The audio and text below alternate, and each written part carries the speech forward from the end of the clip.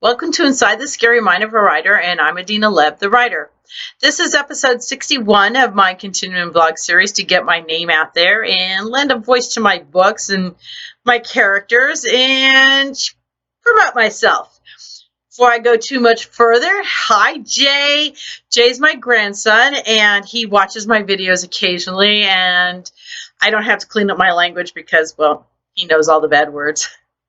So, episode 61. This actually should be episode 63, but with traveling, family matters, friends visiting, I lost track of time. And before I know it, here it is. This is September 26th. Geez, where the hell happened to August? No, it should still be August.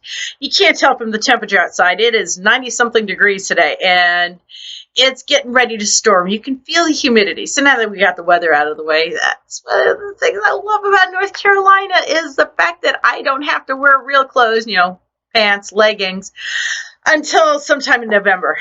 So anyhow, where to start? Inside the Scary Mind. And, oh, yes, Norma. Norma Schrader is a 99-year-old World War II vet who is not a nurse. I've talked about her in previous episodes. And she has been after me for the past 4 years to join this group. Used to be called Sea Gals. Now it's called the Women's Veterans of America Association. It's a national chapter kind of group for women veterans who have been in the military. Obviously, to be a veteran, you have to have been in the military. But it's very encompassing. Norma has had one hell of a life. She's the one who got me into the women's veterans group.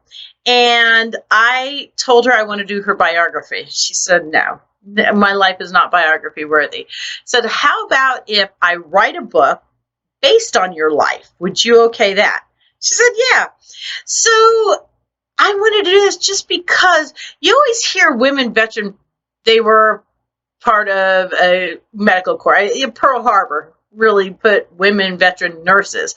But you don't hear about Rosie the Riveter, who was aviation mate first class. Rosie the Riveter. In the Navy in World War II, women had so many more opportunities, especially women of color. Mildred McAfee, to give you a little history here, she was the first woman in charge of waves. She was the first person in charge of waves, women active volunteer emergency services. And she set the guidelines, including allowing women of color and Jewish women to actively go after all the jobs at the same pay, the same rank and rate as men. Whereas men of color during World War II were relegated to being storekeepers or cooks. That's all they had. So the Navy, World War II for women was career starting. So Norma was part of that. And the reason I find Norma's life so interesting is the little stories that she says. First, she started when I first talked to her about what prompted you to join the Navy, and she did it on the DL. She said, made passing things that she didn't flesh out at the time that you just kind of like, oh, yeah, the weather's fine. Her father died when she was young, and her mother remarried to a man who had a boy and a girl. She was kind of sandwiched in between them. And she left it to say her stepfather wasn't that nice, so she joined the military.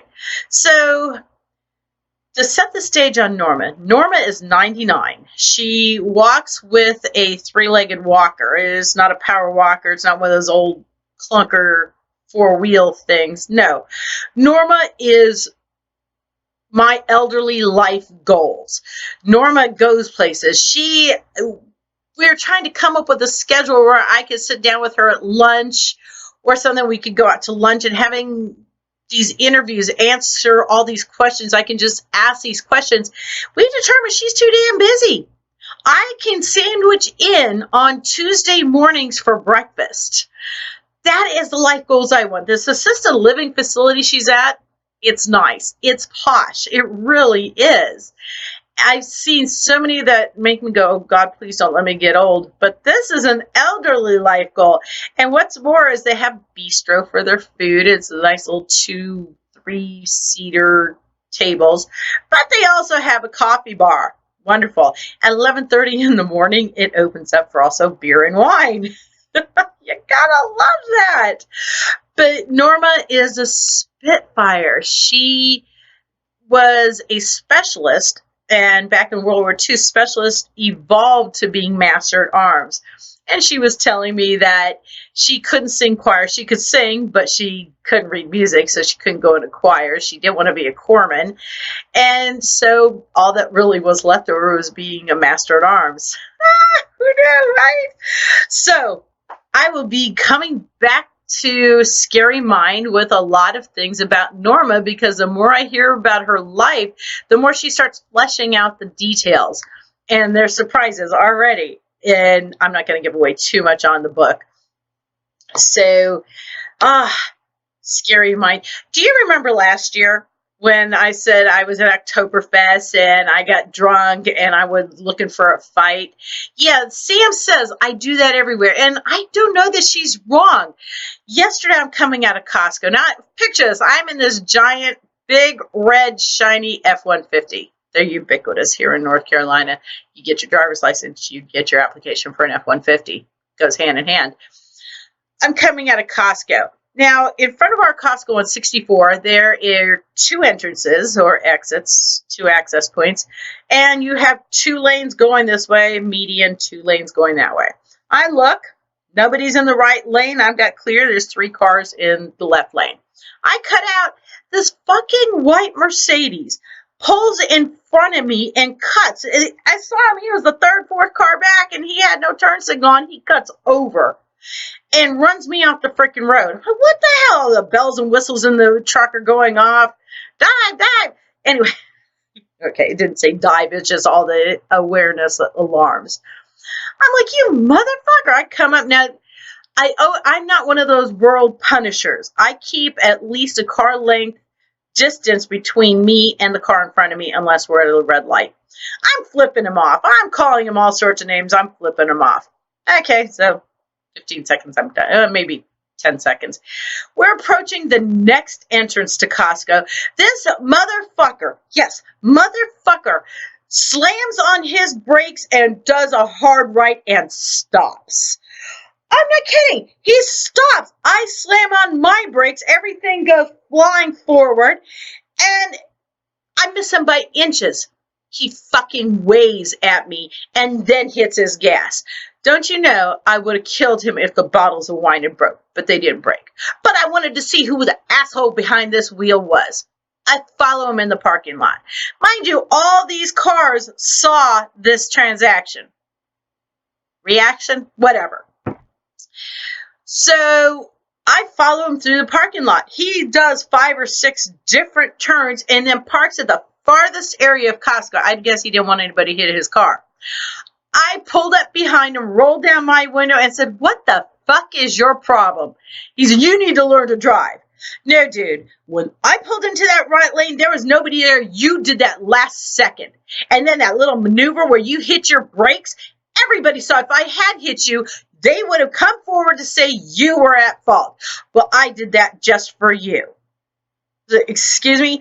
I saw you flipping me off. I did that just for you. You were willing for my big-ass truck to cream your little fucking Mercedes? Dude, you've got problems. He looked at me and said, yeah, maybe I do. And he walked off. And I'm thinking, son of a bitch. I always had this idea that when you drive a Lexus, there's determination. When you drive a Lexus, before you can buy that Lexus, they hand you a clipboard with a question.